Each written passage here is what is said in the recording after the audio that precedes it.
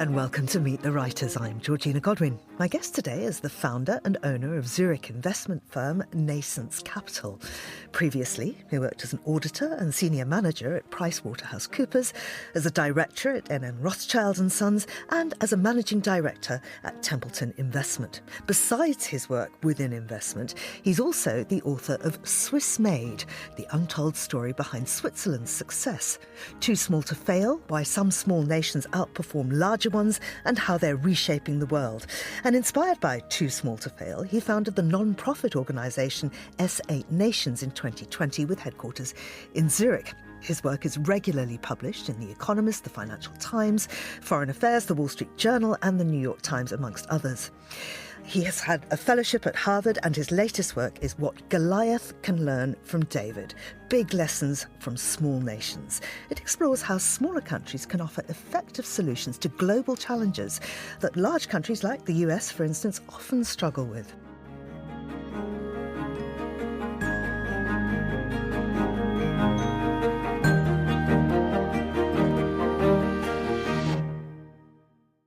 Well, his name is R. James Breiding. Welcome to Meet the Writers. Lovely to be here, Georgina. What does R stand for? Russell. I had the same name as my grandfather and my father, and this was sort of my parents' way of distinguishing me. Right. I was also one of 6 children, so getting attention of any kind was pretty difficult. Fantastic. Well, tell me about this. I need to know about father, grandfather, and 5 siblings. Right. Well, I grew up during the Apollo project. I'm near Cape Canaveral. My father was a physicist, and a lot of the space program came from sort of German-speaking Europe and Eastern Europe in general. And so I grew up during this period, which was probably a bit the equivalent of the Victorian epic of Britain, which is a phenomenal period to grow up as an American, because it was just going at every cylinder, really. I mean, things were just fantastic.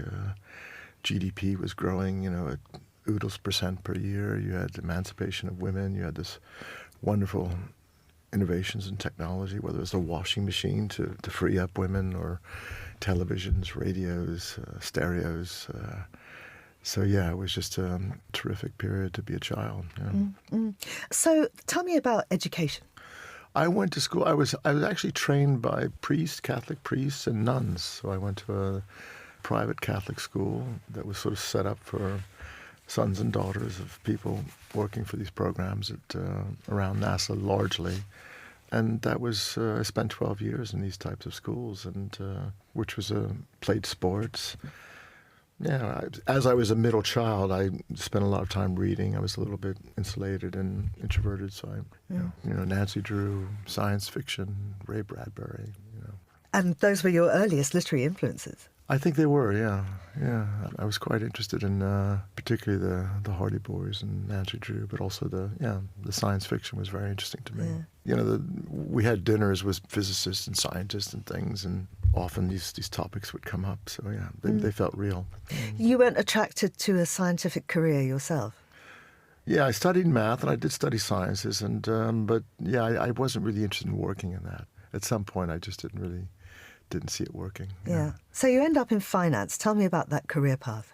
As I got a job, I worked at Pricewaterhouse, and this was sort of I think you have this sort of customary formation where you get a bit of a liberal arts background, and then you either work in law or accountancy, and that I sort of took the accountancy route, and that was my military training, I think, because it was a very sort of regimented, systematic way of working, and within retrospect, a lot of very decent and honest people. So I enjoy that. And then, at some juncture, I went back and got an MBA, which at that time was quite customary. And then I got into the investment world. I went to work for Julius Baer, which at that time was a very small, prestigious private bank in Switzerland. So through my father, I met someone from the Geigy family, which was the current day Novartis, which is one of the big pharmaceutical companies in Switzerland. And a lot of the source of wealth in Switzerland came from the pharmaceutical industry. And so I got to know him, and they had sold the business, and he became a partner of Julius Baer, and I became his personal assistant. And then I worked as a personal assistant for Peter Baer, who turned out to be the best friend of George Soros, and got to know sort of people within the George Soros organization, because we were market makers of the Quantum Fund, which was his sort of claim to fame. Why does Trump and Putin hate Soros so much? Well, I think he believes in free speech and free choice and democracy, and these are probably things that don't really sit very well with either of them. Yeah. But he's also, meanwhile, become quite left, and so he sort of may fall into the woke type of camp a little bit. So that's it. You're now in Zurich. Where does the writing, though, come from? Where did that start? So I met my current editor, Ian Roger. He was a FT correspondent in Switzerland, and he and I became friends. We used to ski together when he was stationed in Zurich, and at that time I was sort of interested in writing. I was at Rothschild's at the time, and I remember working with Jeremy Soames, who was Winston Churchill's grandson, and at the time I was reading quite a lot from Winston Churchill, like the history of the English-speaking peoples, and I thought he was a wonderful writer. And it turned out that Jeremy was also a very good writer, so at least within Rothschild's, it was also sort of positively seen to be a good writer. At the time, The Economist didn't have a correspondent in Switzerland, so I pitched a few pieces and ended up getting published. Now, your first book was Swiss Made, The Untold Story Behind Switzerland's Success.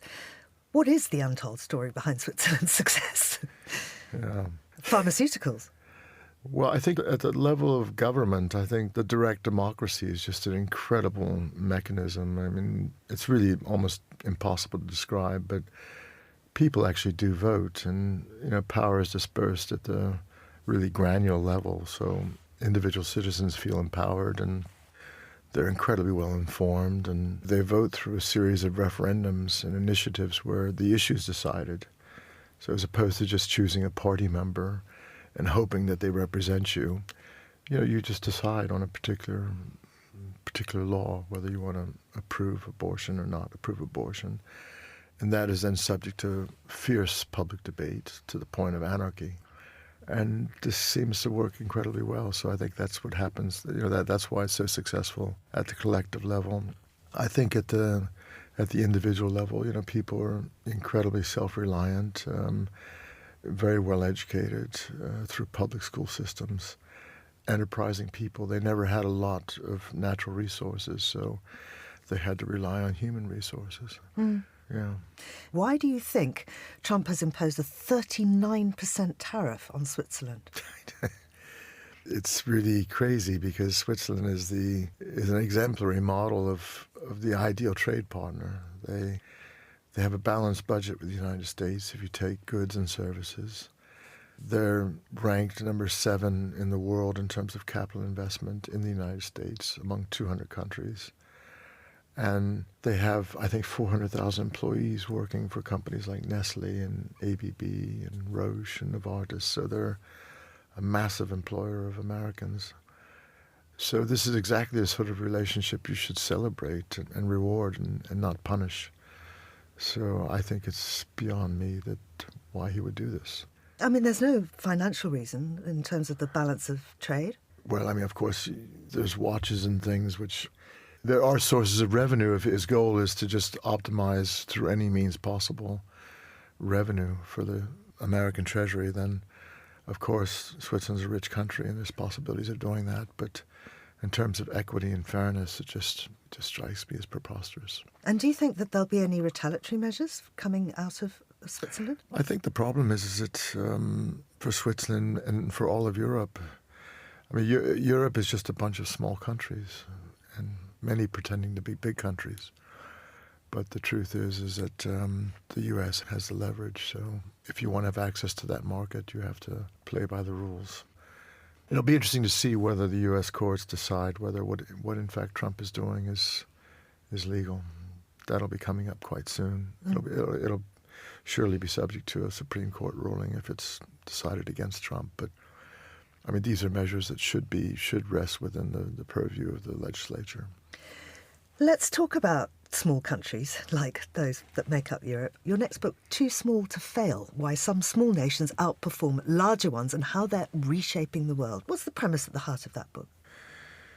If you were to diagnose a country, you would look at all sorts of things. And assuming a country is like a patient and a doctor would diagnose a patient, they would look at blood samples and urine tests and EKGs and this sort of thing. And there's all sorts of statistics to do that for countries, whether it's Gini coefficients, whether it's GDP per person, whether it's confidence in government, whether it's happiness indices. So you have hundreds of metrics. And I was looking at all these metrics after I'd written the book about Switzerland, and I was looking at these metrics across 200 countries, which is the total number of countries there are in the world. And I was expecting to see some benefits in size. So, there's something called economies of scale, which is this idea that the bigger you get disproportionately profitable. So if you're Netflix, if you double the number of customers, you get 5 times more profitable. Or if you're Pret-a-Manger, that's why you see them popping up, because that 250th store is slightly more profitable than 249th store. And so I was expecting to see some benefits in size, but I didn't see any, actually. If you look at what's called the correlation coefficients, there was more or less zero, which is random. But what you did see is that you saw this sort of outliers of countries that kept coming up: Singapore's, Denmark's, Switzerland, Sweden, etc. And that was sort of striking to me that, first of all, there were no real economies of scale. There's no benefits of being larger. And secondly, that you saw this patch of a clutch of countries that were outperforming. And I came to the conclusion that actually being large isn't what it used to be. So historically, the real strategic game was to create empires, whether it was the Greek Empire or the British Empire or Russian Empire, and therefore you wanted to become bigger, you wanted to have a larger domestic market, you wanted to have a larger natural resource endowment, you wanted to have a bigger tax base, you wanted to have a larger military. And at some point, there was some sort of resistance, because otherwise the world would have become one and you would have had the United States of the world. But that didn't happen. I think the British Empire at its peak in 1911 had 25% of the world's population. And it breaks down because of things like, distances and ethnicities and social cohesions and these types of things. But I think if you sort of modernize that, if you look at these traditional advantages of size, they've actually become liabilities. So having, a lot of natural resources is not such a great thing. It's a pretty ugly business. There's a lot of CO2 emissions. It's very capital intensive. It's not particularly profitable. And with regard to having a larger domestic market, now with the internet, if you're a company like Spotify, their most successful market is Chile, and they have 60% market share of all listeners of music in Chile. They don't have a company even in Chile. They don't even have one employee, because the people can get access to this over the internet for free instantaneously. So I just think, because of technology and modernization, a lot of this traditional nation-building formula has completely changed. And I think what's becoming more difficult is actually social cohesion, in the sense that it's just becoming very difficult to intermediate a public consensus. And so if you have this combination of lack of advantage and possibly disadvantage of scale, plus the increasing difficulty of social cohesion, sort of a coffee grinder where you have to really work harder to get a social consensus, the natural sort of outcome of that analysis is that you'll probably have smaller, more socially cohesive countries, and that's what we're seeing. I mean, if you look at, went from the British Empire to the Commonwealth to the United Kingdom, and who knows? I mean, maybe Northern Ireland amalgamates into Ireland at some point. So I think you'll have this tendency towards smaller, more cohesive nations. So this book actually inspired you to start a non-profit, S8 Nations. Tell me about that.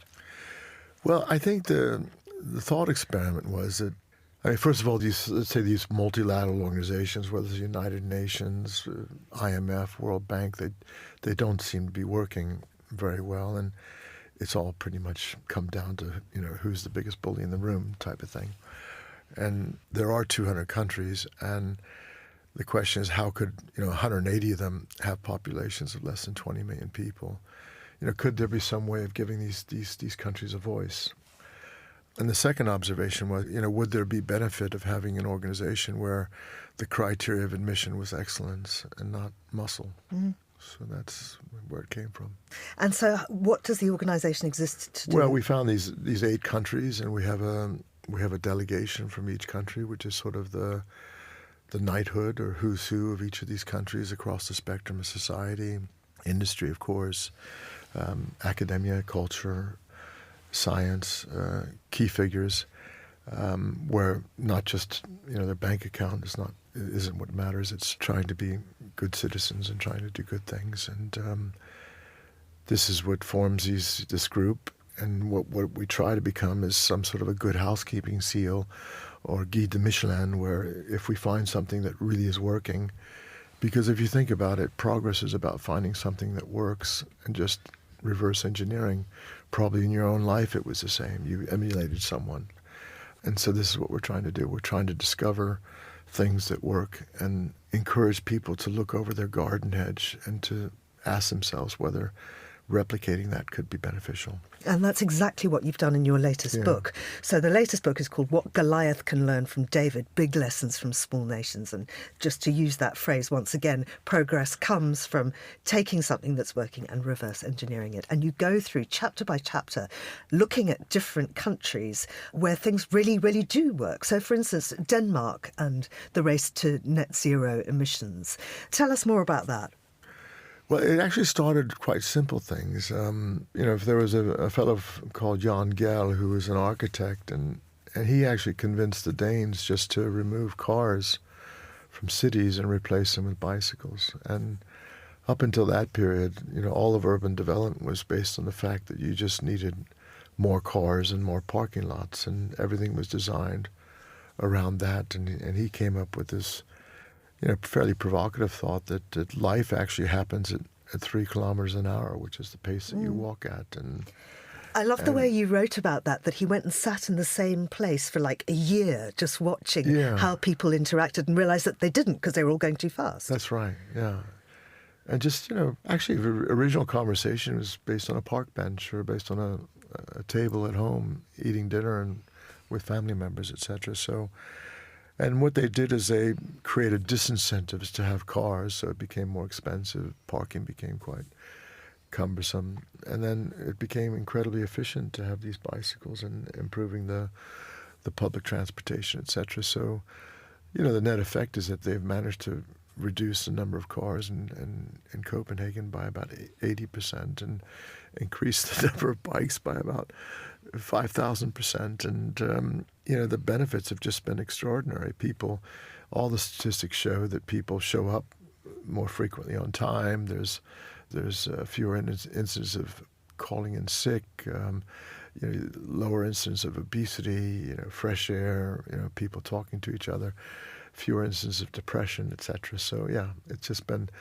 But, he told me that it took 30 years for them for someone to actually translate that book from Danish into English. But meanwhile, of course, so many cities around the world have just taken, as you said before, this instance of progress and have actually replicated, whether it's Melbourne, whether it's Sydney, whether it's New York, etc. So, Michael Bloomberg commissioned him to help advise in New York. So it's just an example of how you can do something very practical, and if it succeeds, it can actually become combustible.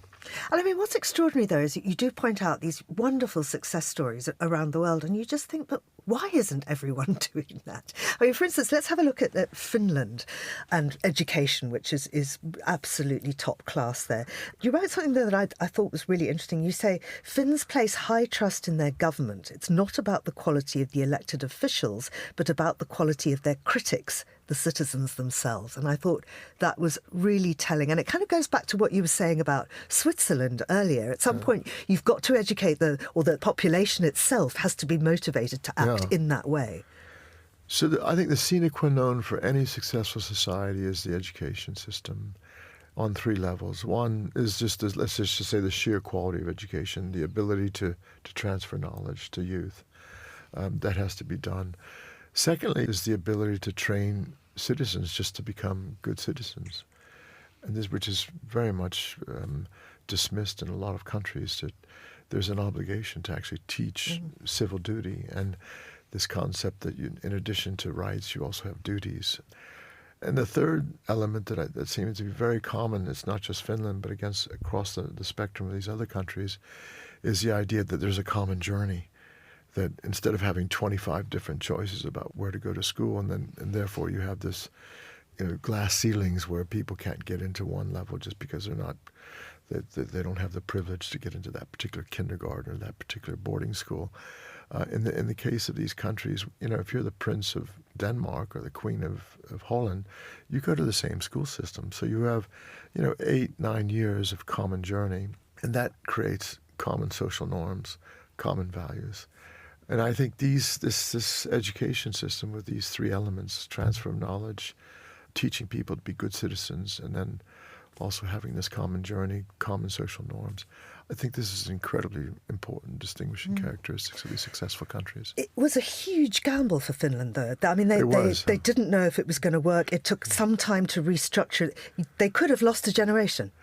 It's a generational move. I mean, the problem is that all the things that are really affecting us right now require generational decisions. They're not things you can do in the course of a 3-4 year election cycle. So if you want to improve the climate, you're talking about multi-generational commitments.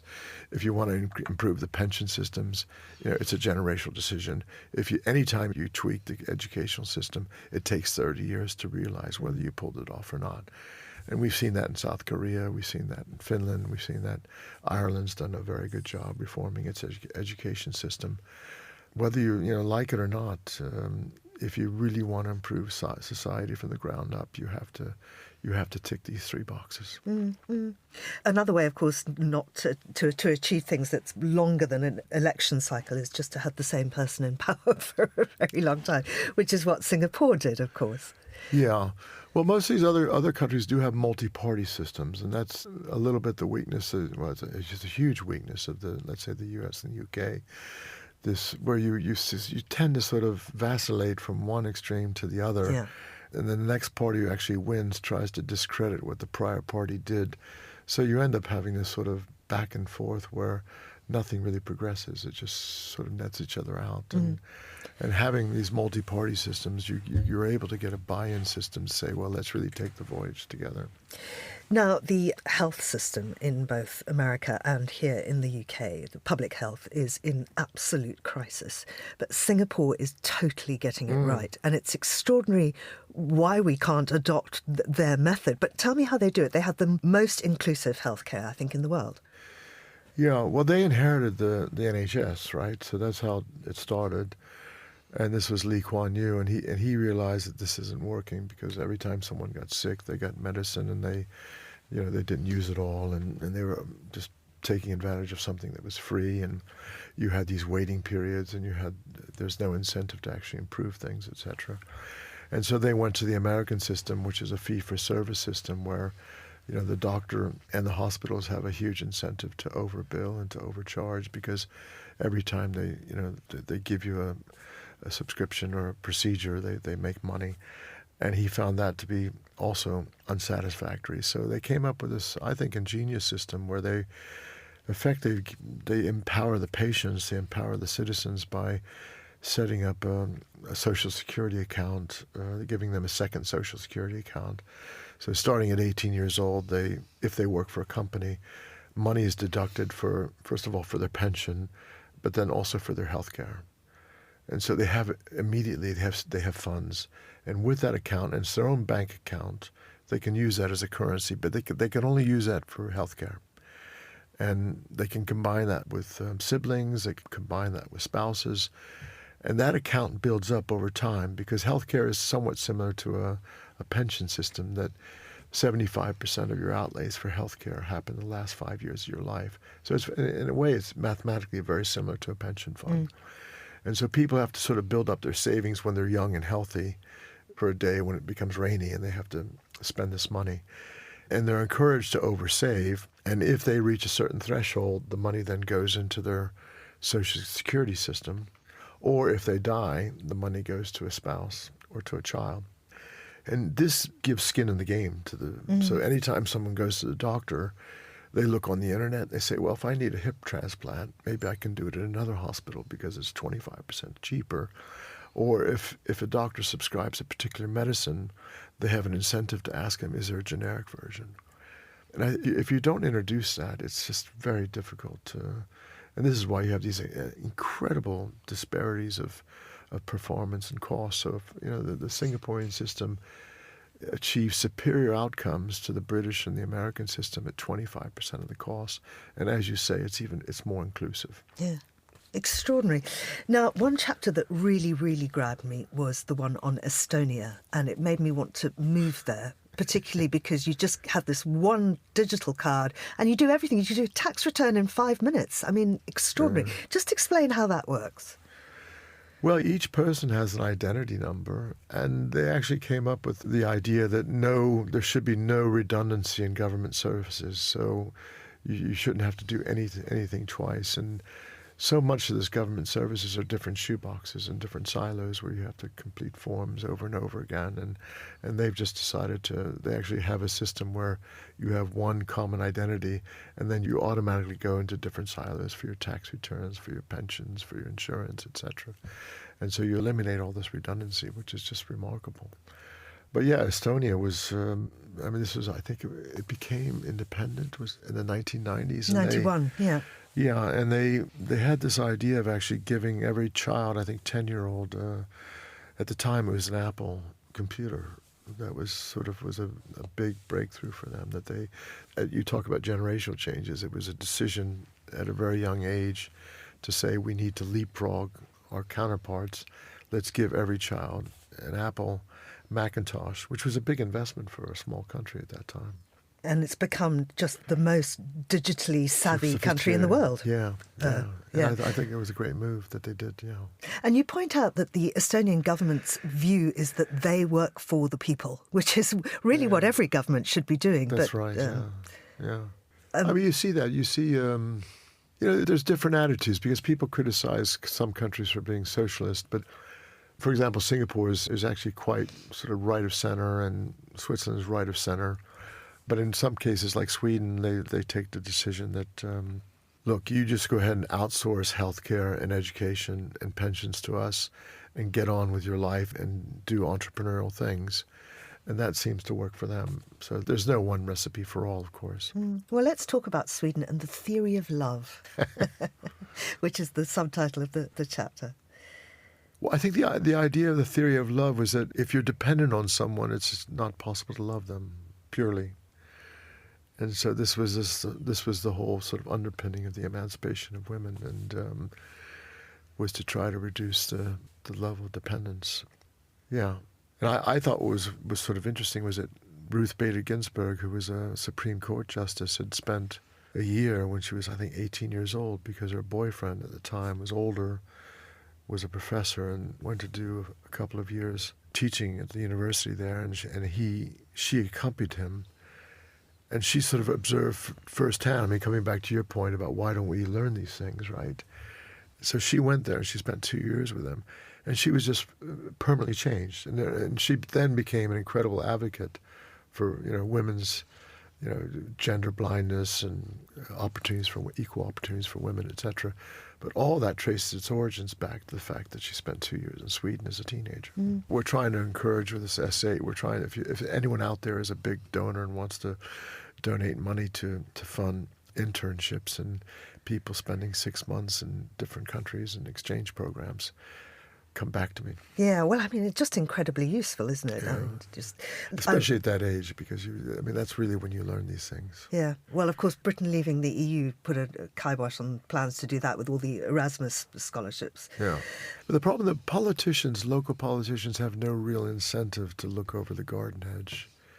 In the case of technology or industry, I don't know, if you look at basketball teams in America, you have people from Slovenia and all kinds of different, Estonia, etc. So if there's a competitive element, whether it's, look at, I don't know how many companies are run by Indians in the United States now, but if, people are looking for the best possible talent, whether it's sport or whether it's commerce, they will look over the garden hedge and go to these people and find these people.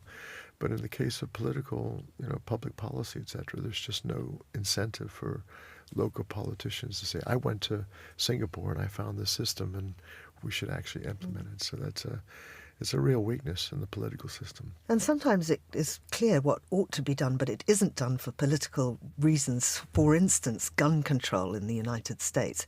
Australia has achieved it. Yeah, I think the situation was quite similar in Australia with the sort of Clint Eastwood and the Marlboro Man and the macho image.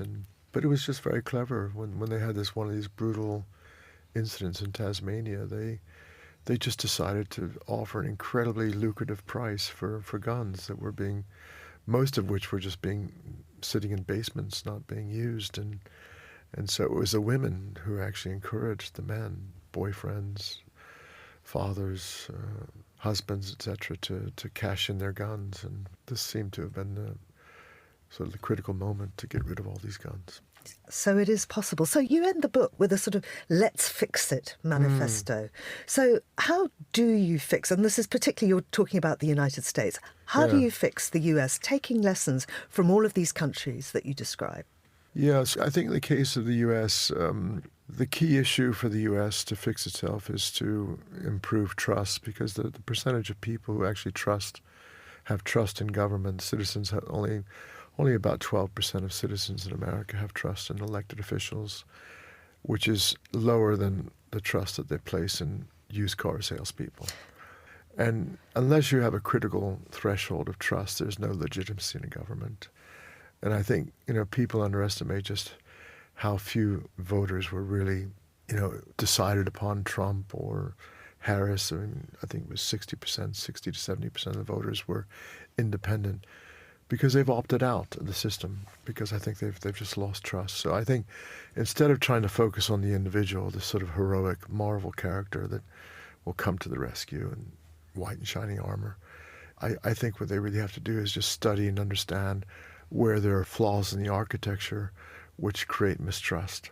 And these are things like campaign financing, where just the amount of money can influence the outcome of an election. It really should be a one-person, one-vote system where money should not be the deciding factor. You have this sort of gerrymandering system where they're sort of rigging certain parts of the country in order to favor a particular party. I talk about the importance of trying to institute term limits, because there's an inherent advantage of being an incumbent, and these people accumulate these favor files over their careers, where people come to them, and in exchange for favors, they're able to sort of use that as a currency for power, and over time that becomes even more powerful, because if you've been in office for 25 years, that favor file is much more powerful than it was if you've only been there for 5 years. And I think there's also the issue of just circulating talent and giving new people a chance to serve in public office. You have 9 people in the Supreme Court. If you look at the systems in Singapore and Switzerland, Sweden, etc., you typically have 15, 16 members. So the incidence of 5-4 vote goes down substantially. And the ability to actually sort of corrupt the selection process, if you have 15 judge members versus 9 judge members, is infinitely smaller. So it's these type of elements that I'm trying to propose, that just to improve the trust in the system. And if you improve the trust in the system, then I think you'll have a better outcome of the political process. But one of the elements is to also improve the ability of citizens to become better citizens. So the idea of actually educating citizens to become better citizens, I think, is one of those elements as well, and that where citizens take more responsibility. Because as you said, being a harsh critic is the most effective control for a proper political system. No different it is than a very critical buyer of a car is also improving the attributes of a car. If you look at the best cars, they're Germans, because the Germans are incredibly critical at buying cars. If you look at the French, they're very critical about buying croissants or wine. This is why you have the best wine and the best croissants in France. Not because they're better producers, but because you have more critical consumers. And we have to have a system which encourages greater criticism from the citizen's point of view. And one of the ways we can do that is by reading this book and informing ourselves. James, thank you. Thank you very much indeed. That's James Breiding. The book is called What Goliath Can Learn from David, Big Lessons from Small Nations. It's published by Naissance Publications and it's out now. You've been listening to Meet the Writers, thanks to the producer Steph Chungu, who also edits the show. And you can download this programme and previous episodes from our website or wherever you get your podcasts. I'm Georgina Godwin. Thank you for listening.